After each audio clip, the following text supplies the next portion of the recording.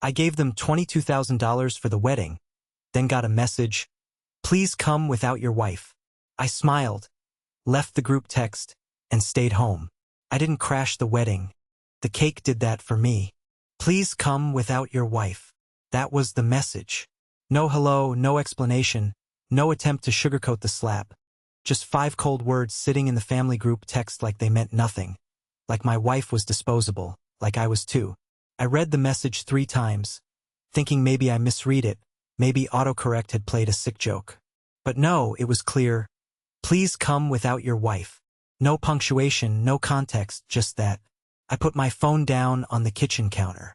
My hands weren't shaking. I wasn't even angry, just very, very still. Chloe came in from the living room, cradling her tea. "You look like someone died," she said. I didn't say anything, just handed her the phone. She read the message in silence. Her lips tightened. No tears, no drama, just silence. "Well," she said after a moment, "they finally said it out loud." I nodded. "What are you going to do?" I opened the group text, Madison and Liam's wedding dream team, scrolled all the way down, and tapped leave chat. "I'm doing exactly what they asked," I said calmly. "I'm not bringing you." Her eyes searched my face. "You're going without me?" "No," I said. "We're not going." She exhaled and looked away for a second. I knew it would come to this. I just didn't think they'd actually put it in writing. Neither did I. For months, I'd been the wallet with no opinion. Madison cried on Google Meet about how expensive everything was. And of course, everyone looked at me. "You've always been the responsible one," Mom said. "She's your sister," Dad added. "She's never asked for anything before." They all lied. So I paid for the venue, the flowers, the photo booth, the charcuterie wall, even the cake, especially the cake. 7 tiers, custom imported icing, the kind of cake that costs more than rent. They took my money with smiles on their faces and then told me my wife wasn't welcome. For what? Because she doesn't laugh at Madison's jokes? Because she doesn't play the fake, perfect daughter-in-law game? Because she once asked Liam, "Do you even like Madison? Or are you just afraid of her?" At a dinner party. Yeah, that one probably did it. But Chloe never said a word. She just stood there holding the phone, her jaw clenched, eyes dry. She looked at me, really looked. "I knew you'd pick me," she said. "But it still hurts." I nodded. "We'll stay home." Then I smiled. "But I'm still contributing to the wedding." She raised an eyebrow. "You already gave them 22 grand. "I did," I said. "But there's one item I quietly revised." The wedding happened. Oh, it happened. It was glamorous, Pinterest-ready. Platinum accents, live quartet, guests dressed in cream and blush tones like it was a Harper's Bazaar spread. Madison beamed in every photo. Liam looked appropriately miserable. My parents smiled like they'd raised royalty. Everything was perfect until the moment the waitstaff rolled in the cake. And that's when it started, the calls. 1, then 3, then 20, then 75 missed calls, all in the span of 2 hours. From Mom, from Madison, from Liam, even Aunt Carol, who once called me cheap for bringing store-bought wine to Thanksgiving. I didn't pick up. I just sat on the couch, poured myself a drink, clinked it lightly against Chloe's glass, and said, "Happy wedding day, Madison. $22,000. I muttered, scrolling through my banking app again. Chloe looked up from her laptop, still checking. I turned the screen toward her, just making sure I actually paid for all this delusion. The final invoice from Bloom and Bliss Events was still sitting in my inbox. $22,480. That didn't include the extra $350 for the emergency dessert contingency or the bridal stylist Olivia had to have because the first one gave off discount energy. I had paid for everything, and the deeper I thought about it, the more furious I got. Not because of the money, but because of how easy it was for them to take it. It didn't start with the wedding. No, this started years ago, the moment I got a decent job after college. My parents slid me into the responsible one category, which in our family meant financial advisor, problem solver, counselor, logistics manager, tax specialist, and sometimes childcare provider. And Madison? Madison was the sensitive one, which meant manipulator, professional victim, and black belt in crocodile tears. "You're the stable one," Mom always said like it was a compliment. "Madison's not built like you," Dad added. "She's more emotional, right? Emotional like the time she crashed her car texting and driving, then blamed the sun glare and I paid for the deductible. Or when she got fired for creative differences, and I helped her through the rough patch, meaning I covered her rent for 4 months. Or when she decided she wanted to start her own business, which meant I built her Shopify page and bought her overpriced, hand-glued wine glasses for inventory. Every time she failed, I was the safety net. And every time I helped, she failed harder. And Chloe? She saw it from day one. "They don't respect you," she told me one night after Madison had sent me a Cash App request labeled, "Just a little emergency." "She's family," I said. "It's not a big deal." Chloe looked at me like I'd grown a second head. "It's not a big deal this time. It's never a big deal until you wake up and realize you're broke and alone." She wasn't wrong, but she was patient. God, she was patient. She smiled through every dinner where my mother made passive-aggressive comments about her outfit.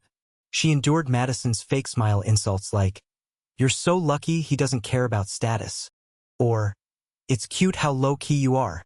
She held my hand under the table while Dad made another speech about how we all need to be there for Madison during this transition in her life. Chloe never once lashed out, never caused a scene, never gave them what they wanted because they wanted her to lose it, to give them a reason to hate her publicly.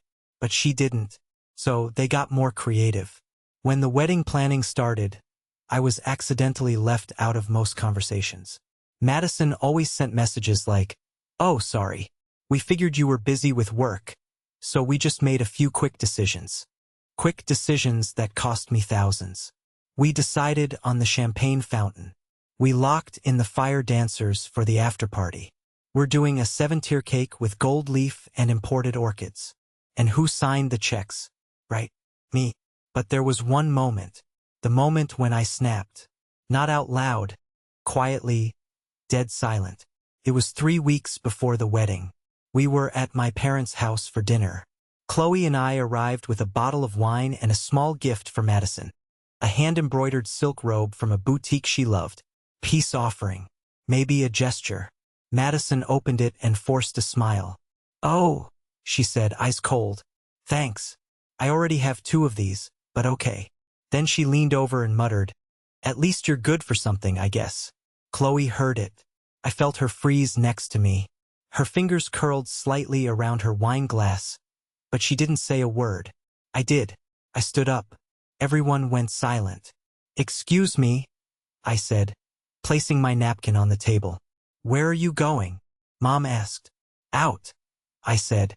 "For air." I left through the front door and sat in the car for an hour. That night I couldn't sleep. I sat in my office, lights off, scrolling through receipts, invoices, screenshots, and then I opened the cake design file. Madison had emailed it to me directly. "Make sure this is confirmed by Friday, and please no changes. I want this cake to be timeless. Soft ivory, gold trim, sugar roses, subtle elegance. Think old Hollywood meets a Hamptons estate." I stared at it. Then I picked up the phone and I called the bakery. The owner remembered me immediately. After all, I paid up front. "Hi," I said calmly. "I need to make a small adjustment." I didn't tell Chloe. Not at first.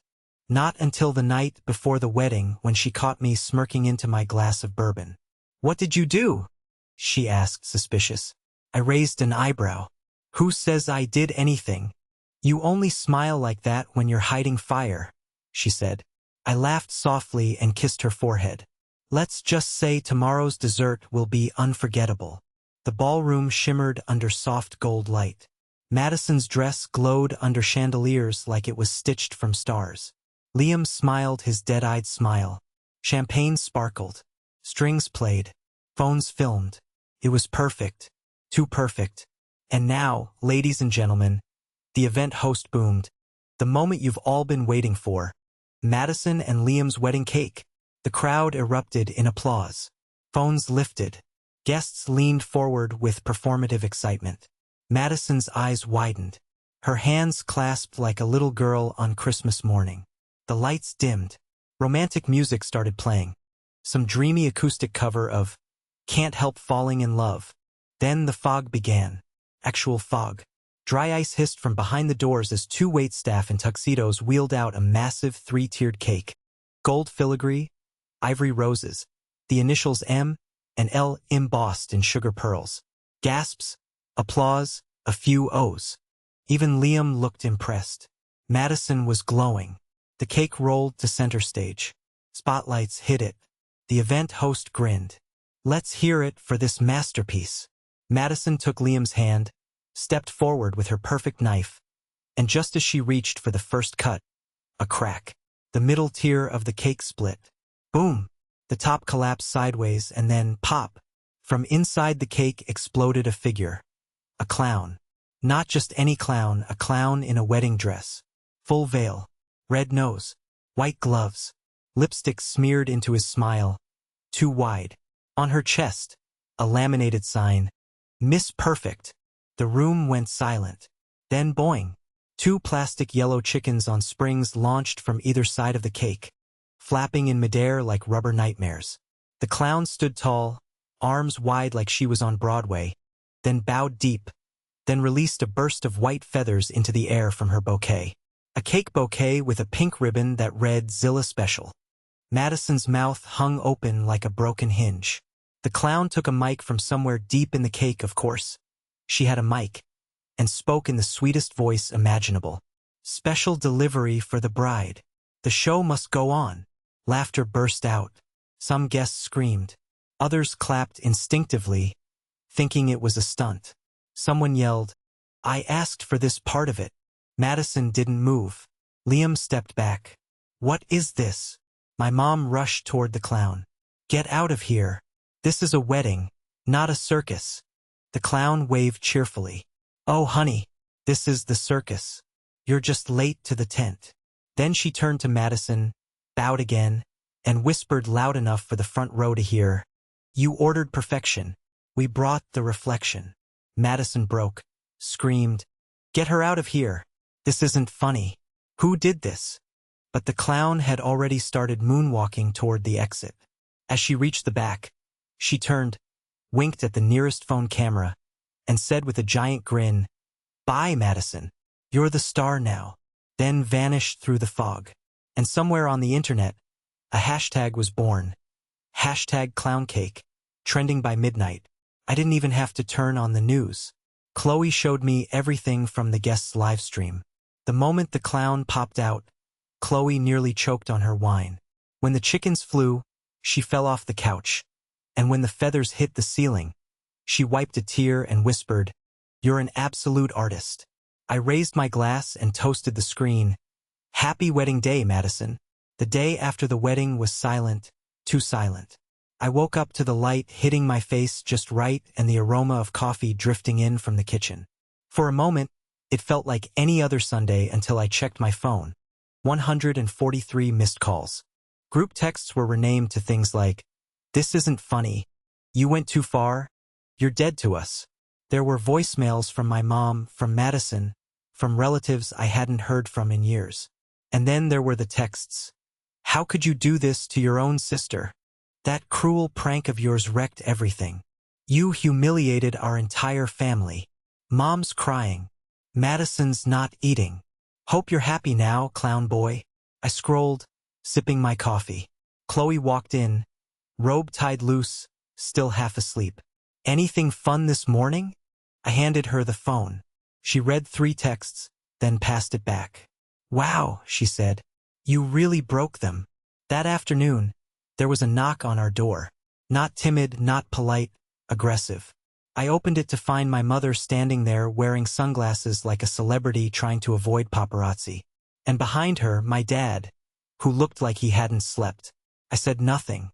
"We need to talk," she snapped, pushing past me into the house. Dad followed, sighing deeply like he already regretted everything. Chloe stayed in the kitchen. She knew better than to get involved. My mom stood in the middle of the living room, turned to me, and hissed, "You ruined your sister's wedding." "She ruined my marriage first," I said evenly, "and tried to pretend it didn't count." "Don't be dramatic. she scoffed. It was just one message. One message that said, "Don't bring your wife." Silence. You humiliated her in front of 200 people. There was a clown. Yes, I said. There was. She hasn't left her room in 24 hours, Dad added, as if that meant anything to me. She might be traumatized, Mom said. There are videos of it everywhere. Oh, I've seen them, I said. People seem to really enjoy the chicken launch. Mom's eyes narrowed. You think this is funny? I think it's poetic. She lost it. You're a bitter, resentful little boy who can't stand seeing his sister happy. I stood. And you're a mother who trained her daughter to believe that love means control and that money means silence. Dad stepped forward. That's enough. No, I said. We're just getting started. They tried to cut me off, but I kept going. All my life I've paid quietly because that's what you raised me to do. Shut up and be useful. I watched Madison tear down everything I cared about and you said nothing. You just smiled and called it family. My voice was steady, ice cold. Now it's my turn to smile. Mom looked like she might scream. Instead, she turned on her heel. You're no longer part of this family. She stormed out. Dad hesitated, looked at me. I didn't know about the message, he said quietly. But you didn't stop it either, I replied. He nodded once and followed her out. Door closed. Silence again. By Monday, the wedding clown video had 2.3 million views on YouTube Shorts. By Tuesday, there were remixes. By Wednesday, Insider ran a piece. Bride gets clowned at own wedding, literally. Madison disabled all her accounts. Liam moved out of the honeymoon suite early. Some said he went to stay with his cousin. Others claimed he left the city entirely. I didn't care. I was finally sleeping again. The twist came on Friday. I was out running errands when Chloe called me. Babe, she said, voice low. You need to come home now. I rushed back. She was in the kitchen holding a manila envelope. This came hand-delivered. No return address. I opened it. Inside was a single piece of paper printed in bold. You thought you were the only one she used. Attached with a paper clip, a USB drive. I plugged it into my laptop. Contained one folder. Inside, screenshots, bank transfers, text messages, audio recordings, all between Madison and our cousin Ethan. Turns out my clown cake was not the only performance she starred in. She had 2 weddings planned. Mine, the public one, Ethan's, the secret. He'd been funding her second life for nearly 6 months. Their last conversation the night before the wedding. Madison, don't worry, baby. This is just optics. I just need that ring for the prenup. Once I've got that, it's over. Ethan, you swear. Madison, you think I'd ever love someone like Liam? I sat back in the chair. Chloe stared at the screen, then looked at me. Do we send this to Liam? I didn't answer at first. Then I smiled. No, I said. We deliver it. With a bow. I didn't sleep that night. Not because I was anxious. Not because I felt guilty. But because I had never felt so awake. I sat at my desk, the USB drive still plugged into the laptop, the folder of screenshots and text logs open in front of me. The words echoed in my head like a war drum. You thought you were the only one she used. Madison. Of course, it was Madison. If anyone could cheat on the truth itself, it was her. She didn't just take my money. She took his. Ethan, our cousin. Another fool with a savior complex and a bank account just big enough to fund Olivia's alternate wedding. The messages made it clear she'd played him for months. Told him the public ceremony was optics. Told him she was just going through the motions. And promised she'd end it after she got the ring and prenup. She married Liam, but she loved his money and ruined things with Ethan. The sun was rising when I got up. I made coffee, toasted a bagel. Chloe came down the stairs in an oversized t-shirt and gave me a sleepy kiss on the cheek. You look terrifyingly calm, she said. I feel fantastic. You're glowing like a villain mid-monologue. I handed her the stack of printed files. She read 3 pages, looked up, and whispered, Oh my God, we're not mailing it. I said, We're delivering it. Liam wasn't at his apartment. He hadn't been back since the wedding, but my cousin Noah said he'd seen him at the gym. We pulled into the lot, and sure enough, there he was, punching a heavy bag like it had ruined his childhood. I called his name once. He turned, face drenched in sweat, eyes bloodshot. His entire body froze when he saw us. He walked toward us like a man approaching a firing squad. "If you came to gloat," he said, "get in line." I didn't say a word, just handed him the red folder. He frowned and opened it. At first, his eyes flicked over the pages. Then they stopped, slowed, widened. He turned the page. Another, then the photo Madison in Ethan's apartment.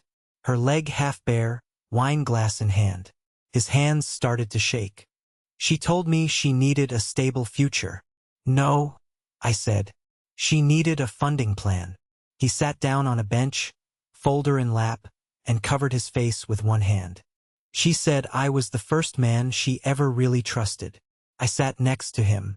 "She says that to whichever man signs the checks." He didn't cry. I could tell he wanted to, but he didn't. Instead, he whispered, "She's a black hole. She eats good things and spits out lies." I nodded. "She almost got all of us." He looked at me and said something I didn't expect. "Thank you." We shook hands and I walked away. That night, I turned off my phone. Chloe and I made pasta. We opened a bottle of wine we'd been saving since last year. We laughed and we let the world burn without us. By morning, Bridezilla Clown Cake had passed 4 million views. Clips were being used in memes. Someone auto-tuned the clown's line, "You ordered perfection." We brought the reflection into a song. It hit Apple Music's top viral. Madison had vanished from social media. Ethan deleted his entire account, but the internet remembers. Screenshots, hashtags, reaction videos. She became a cautionary tale. For days later, my parents called. I didn't answer. Then came the email. "Whatever was between you and Madison, you took it too far. You've disgraced this family." I replied with one sentence. "I didn't disgrace this family. I documented it." Blocked. Simple. Done. A week passed. Then a letter. No return address. Inside, a crumpled thank you card written in Madison's handwriting. The words looked like they'd been scratched out of her soul. "You were always better than me. That's why I hated you. You never wanted anything from anyone. You just wanted to be left alone, and we couldn't even give you that. You won. I hope it was worth it." I read it once. Then again. Chloe walked in and saw me holding it. "Is it an apology?"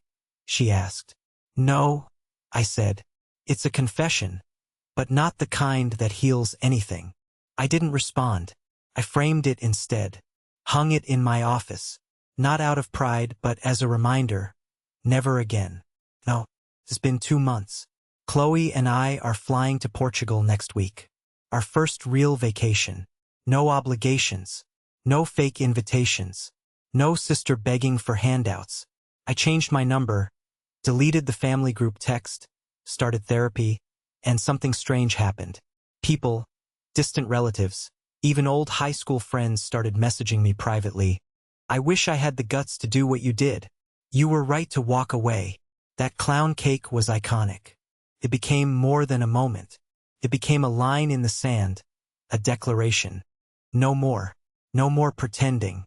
No more funding dysfunction. No more carrying people who spit in your face when your wallet runs dry. Chloe and I toast to it every Friday now.